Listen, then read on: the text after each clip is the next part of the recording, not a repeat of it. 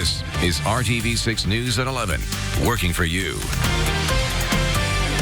This event that occurred, it's not a regular event. It doesn't define what happens because there wouldn't have been as big of an uproar if this were something normal. New at 11, Ball State University's president is letting the community know about the work being done to make sure students feel respected and valued on campus. This comes weeks after this video surfaced of police arriving at a Ball State classroom after a professor called them when a student wouldn't switch seats. We told you last week that professor in the video will not be teaching for the rest of the semester. RTV6's Cornelius Hawker shows you what Ball State's president is doing to make sure everyone feels welcome on campus and how students feel about their voices being heard. I think that they need to make a bit more public whatever changes they're planning on implementing. Ball State junior Matthias Miles on the university response to last month's incident where Dr. Shaheen Borna called university police to his classroom when a student refused to move seats like he asked. As someone who I feel like I've tried to kind of follow with this story, it's been hard to kind of see what direct changes they're actually trying to do to prevent it from happening in the future. In an email this morning, University President Jeffrey Mearns writes, over the past 4 weeks, he's met with several groups and people on and off campus. He says the meetings were informative, constructive, and inspiring. He plans to continue talking with people, working closely with the Associate Vice President for Inclusive Excellence, Dr. Marsha McGriff, to make campus a welcoming place for everyone. A lot of the student body just flat out sees the incident itself as wrong. The professor definitely stepped out of line. 3 weeks ago, students held a walkout calling for changes and solidarity with Sultan Benson, the student in the video. Matthias tells me he's hopeful. Hopeful the university will continue to take this issue seriously and show people what happened in this classroom is and will only be an anomaly. But it's not the essence of the city and it's not the essence of the university. Working for you in Muncie, Cornelius Hawker, RTV6. Well, the university president says he's asking for patience to be able to prepare a thoughtful response to the feedback he's received. The school has not said whether Dr. Borna will remain at the university. Now to the forecast. You can see from this live picture of the roads, rain is not an issue tonight, and Kevin is tracking brighter days ahead. Kevin. And we won't have to wait long. Sunshine headlines the forecast for tomorrow. It begins a dry stretch with below average temperatures. High pressure will be off to our northwest. It sits there tonight and will stay there for a couple of days, putting us on the cold side of high pressure, meaning overnight low temperatures will continue to fall. The coldest morning arrives at the end of the week. Friday morning, temperature down to 16 in Indianapolis. Outlying areas will be even colder than that. Temperatures right now, upper 20s to low 30s, and the sky is cleared across central Indiana as the bus rolls into the neighborhood tomorrow morning. 23 degrees, afternoon temperature at 37, and as I mentioned, you're probably happy about the fact we've got a 4-day dry stretch before things change a bit later in the weekend. Looks good, Kevin. Thank you. Firefighters tell RTV6 they're working to make improvements after this house fire that you see. This happened last week in the Summer Lake community. That neighborhood sits in the corners of Hamilton, Hancock, and Madison counties, which can lead to confusion when it comes to emergency response. The family says they called 911 at 12:08 a.m. According to Madison County, the call that initiated a response came at 12:14. Because Green Township has a contract with Vernon Township in Hancock County for emergency services, the call was transferred to them. Neighbors say by the time crews arrived, the house was destroyed. The firefighters had nothing they could do. They stood back. They broke the fire hydrants open as quick as they could, but they stood back and let it burn the rest of the way because what else can they do? I respect the fire department. I respect the police department. They tried, but they bounced them around instead of having the absolute closest people here. Vernon Township tells RTV6 they acknowledge there is an issue and are working to address it. Green Township leaders are also discussing possible ways to improve. They say the community should consider incorporating and building its own fire station. New at 11, the community is stepping up to help the family who lost everything in that house fire. At tonight's Pendleton Heights High School boys basketball game, students collected donations for the Simmons family. The night took an emotional turn at halftime when Steve Simons, who escaped the burning home with his wife and 2 kids, thanked the crowd. What this community has done for my family and the support that we have received, we will never be able to properly thank. Student organizers say they have raised more than $15,000. Indigo says it will present a final proposal on route changes to its board of directors next week. The agency hosted a public meeting this evening. The proposed changes are part of a major plan to transition the bus system from a hub and spoke model, which requires most routes to go through downtown, to a grid-based system. Indigo says feedback from the community is playing a role in this process. Dozens of people made their voices heard at tonight's meeting. I wasn't just here speaking on my behalf. I'm a licensed social worker, so I was speaking for the students that I ride the bus with, the other residents I ride the bus with, the seniors. Currently, there's a lot of people that live in Pike Township that do not go to Pike schools, so they do use public transportation. I'm out there standing on the bus stop with these students, and I think that it's inconsiderate that they will no longer service us simply because there's not enough resources. All of that feedback that we garnered today, as well as the other comments that have been delineated to us, the staff is already taking some looks at those things. But I want to make clear that even if we make changes today, that doesn't mean that we won't look at a route and make potential changes in the future. Next week's meeting with the board of directors is Thursday, the 27th.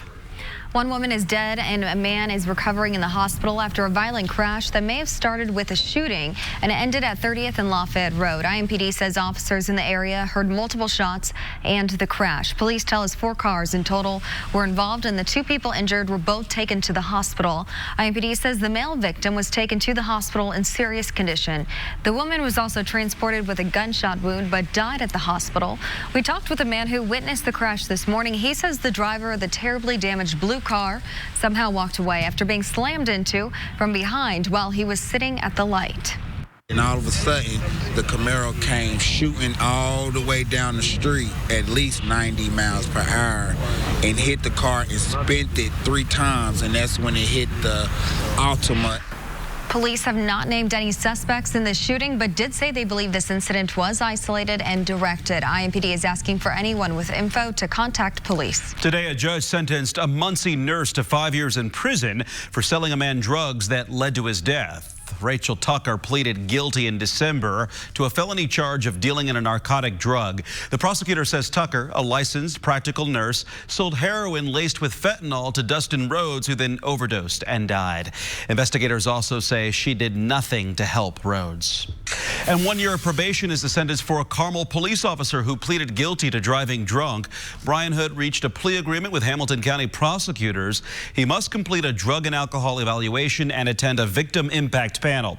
Termination proceedings are underway with the Carmel Police Department. Now covering the State House, a proposal that would restrict your cell phone use while driving is headed to the full Senate. This afternoon, a Senate committee advanced a bill to make it illegal to hold and use your phone while driving. You could still use Bluetooth or hands-free technology. A similar bill has passed the House. At the beginning of the year, Governor Eric Holcomb said passing such a law is a top priority on his agenda. And lawmakers will be out for blood at the State House tomorrow. Blood donations, that is. The 12th annual Red Cross Indiana State House Donor Challenge goes from 9 to 4 in the South Atrium. The goal is to collect 100 blood donations. There's a new program in Anderson to address a problem teachers are facing around the country.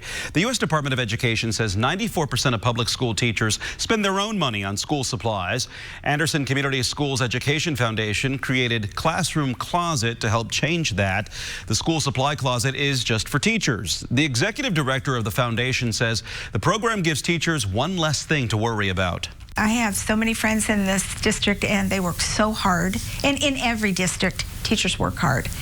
And it's always a challenge. Classroom Closet is possible thanks to a $3,000 donation from the Madison County Credit Union. Indiana Black Expo is thinking ahead to summer. Today, the organization announced plans for its signature event, Summer Celebration, in July. It will go from July 9th through the 19th. Keith Sweat, Stephanie Mills, Johnny Gill, and Al DeBarge will headline the free concert on the 17th. More celebrities and speakers will be announced in the coming months. Now, this year, Indiana Black Expo marks 50 years of serving the community.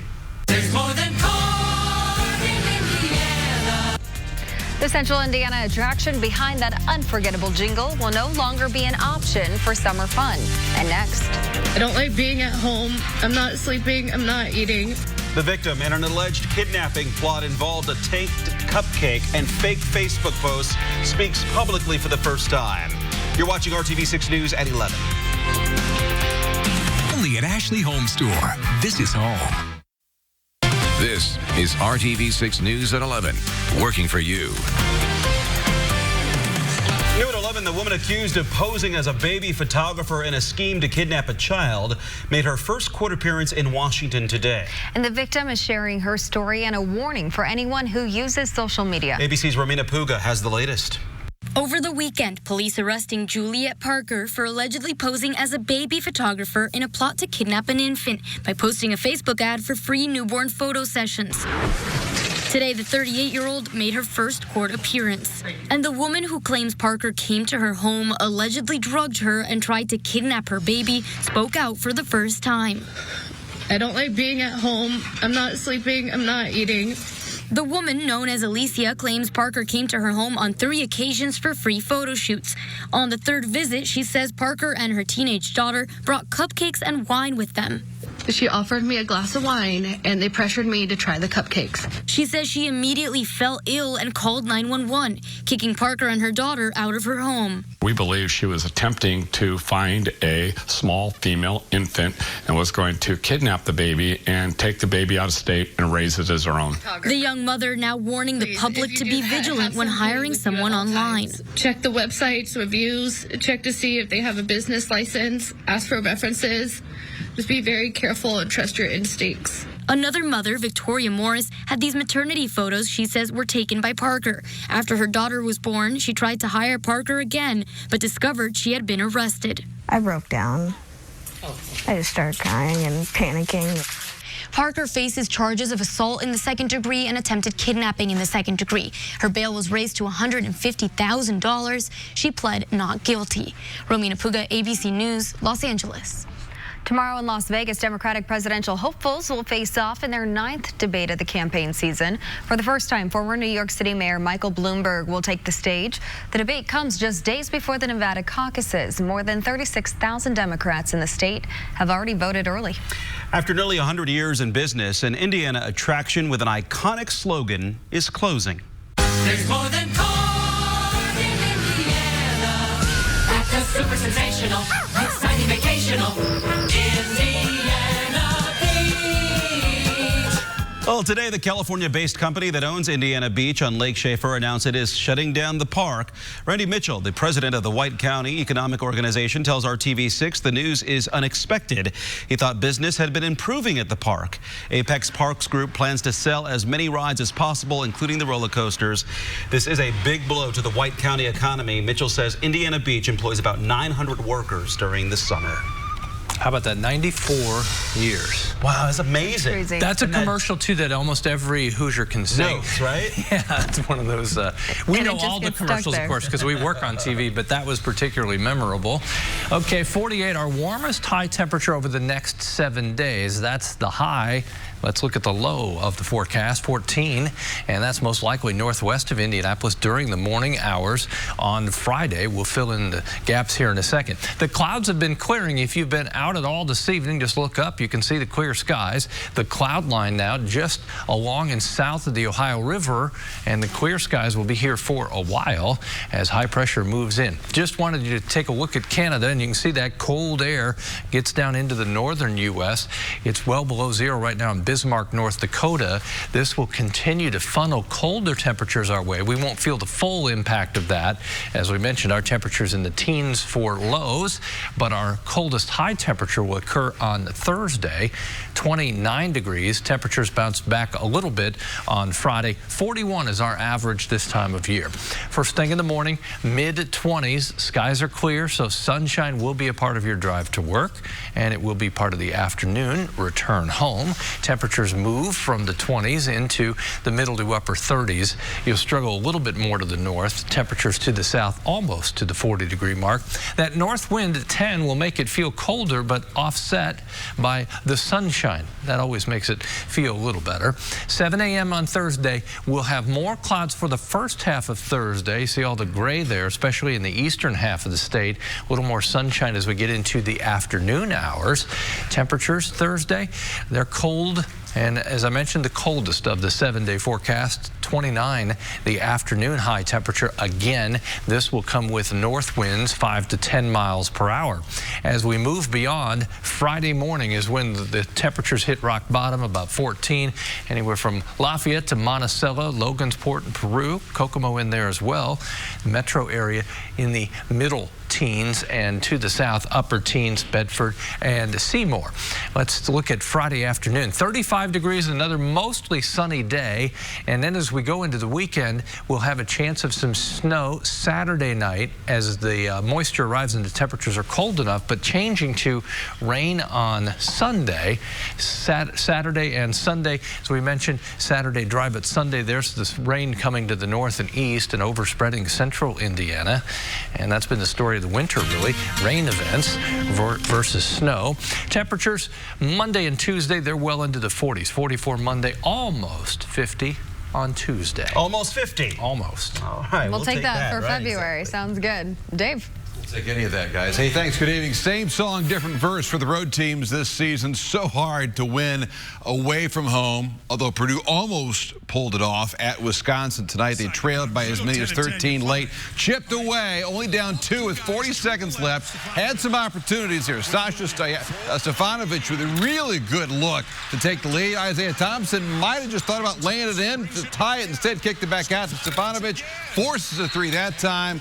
That's really as close as it got. Purdue loses their 3rd in a row, 69-65, leading forward a career-high 19 for the Badgers. Trevion Williams had a team-high 17 and 12 for Purdue. They host Michigan on Saturday. A couple state scores for you. Ball State still a game back in the division as they lose at Buffalo. Marion has their 7-game win streak snapped at 15th ranked St. Francis. And it's back to work for IU tomorrow night, a late tip at the Barn as they try to win on the road for the first time in a month. Hope you joined us at 6 tonight, our Sports Extra Spotlight on junior sitter Joey Brunk, the former Southport star, rededicating himself to the game, and it has shown. Working out some 5 times a week while also going to class, playing in games, trying to lead by example. Last summer, do you know how many hours you spent in this place, or cook hall, or? No, enough that I think myself and my roommate are probably regulars on the security camera whenever we come in. There's never any worries when we come in late at night because we're the regulars. We're pretty good buddies with the cleaning crew whenever we come in the locker room. His footwork's improved, bodies improved, all as he honors, of course, his late father, Big Joe. That story up now, up on my Facebook page. Finally, a little high school hoop. Who's your hoop hysteria? Chew on this. Sectionals begin 2 weeks from tonight. Fishers at 4, number 3, Lawrence Central. Fishers in red. And look at the range. Alex Yagi drains 6 threes, finished with 22 points. Here comes LC, though, and look at the spin move by Tate Davis, the sophomore, had 14 tonight. LC, look at the speed as well. Quickly up court. Dre Davis, game high 28. Lawrence Central wins at 69-61. Bears improved to 20-2. And the Pacers are back in town. First practice after the All-Star break tomorrow. They are on the road at New York on Friday. We'll catch up with the Pacers tomorrow. All right, Dave. Thanks. Appreciate it. Coming up here, how Legos, virtual reality, and other games are being used to help inspire the next generation of manufacturing workers. Toyota, let's go places. Hiring Hoosiers is connecting families to educational opportunities that will lead to career opportunities. Today, Purdue announced a new program called Fast Start. It will help people earn college credits through free online courses. Officials say the program can save students thousands of dollars in tuition and guarantee admission into Purdue. University President Mitch Daniels says that he's confident that anyone who succeeds in this program will succeed at Purdue. No matter how much help we provide, there'll be a self-starter. They'll show some self-starter capacity. Who completes these courses will have shown us not just that they understand algebra and biology and whatever else they took, but that they have the perseverance and the persistence that it takes to succeed at our school. The program is a partnership with the organization Modern States. Now to an organization that's providing a pathway to the manufacturing industry. Hiring Hoosiers has previously reported on INMAC. That stands for Indiana Next Generation Manufacturing Competitiveness Center. And tonight, RTV6's Lauren Casey takes a new look at how the center is exposing elementary-age children to the industry. than 3 million jobs need to be filled in manufacturing through 2025, but only an estimated 2 million workers will be qualified to fill those roles. And for Subaru of Indiana Automotive, a plant celebrating 30 years, that math just doesn't add up. So with INMAC, they're partnering to look ahead to future generations. And while Hoosier workers are busy here at Subaru producing their 6 millionth car this year, Hoosier students are busy in the laboratory learning what a career in manufacturing would really be like. Okay, material handlers, let's get these wrapped to them. Building cars out of Legos and seeing how many we could get in 4 minutes. Like Lily Graves and JC Provo, 5th graders from James Cole Elementary in Tippecanoe County. Should we have a higher productivity? Yes. Okay. The first time we got 18, and the second time we got 35. Their class is enjoying a field trip to SIA with hands-on learning in the STEM and Discovery Lab. Kind of like an assembly line, seeing how the process works. Yeah. Everybody had a different part in the assembly line, and you had to make a car, and if you had tiny pieces, it was harder to get them on. I was the person who took it apart and the person who checked to make sure they were all looked good. Since first opening its doors in October 2018, this STEM Learning and Discovery Lab that encompasses more than 1,000 square feet has welcomed more than 2,000 5th grade through 12th grade students. What we're going to do, so this is your brake and this is your accelerator. Sharply to the left. Hold your steering wheel tight. Okay, you're ready to drive. A small version of what people are doing out here. It absolutely is. The equipment, challenges, and catwalk tour of the facility helps to spark interest in young minds. So they're able to see that connection between what they like, which is computers, and exposes them to modern manufacturing. and they can actually see the output. It really kind of connects those dots. Scott Brand with SIA shows me some of the robots and equipment students get to try in the lab. I'll tell you what, you see the confidence in the eyes of a kid that comes in, thinks, well, there's no way I could ever operate something like that. If they say, wait a second, this isn't nearly as difficult as I thought it might be, and it's a lot of fun. And he tells me that students get to see that factories and manufacturing of today is different than what many perceive. It's clean, safe, full of technology. This lab serves as a pipeline. I think every kid that has an opportunity to come to a factory, see the actual work that's being done, will have a great sense of what it's really like, and hopefully that stimulates them to think, maybe that's a good career for me. Working for you, Lauren Casey, RTV6. And the studios stretch farther than Subaru and Lafayette. Several are located in local elementary schools. To learn more about INMAC and its STEM and Discovery Lab, go to hiringhoosiers.com. We'll be right back.